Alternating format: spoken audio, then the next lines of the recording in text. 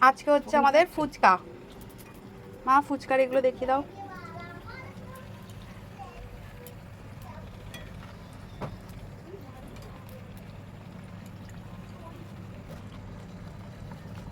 এই যে ফুচকা, আর একটা দিয়ে দাও মা, কিরকম ফুলছে দেখি।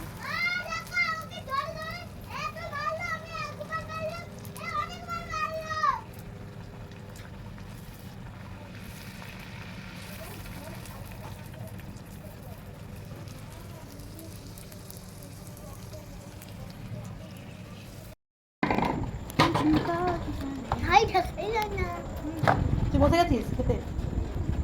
ফুচকা দেয়নি দেখ না। আলু দাও।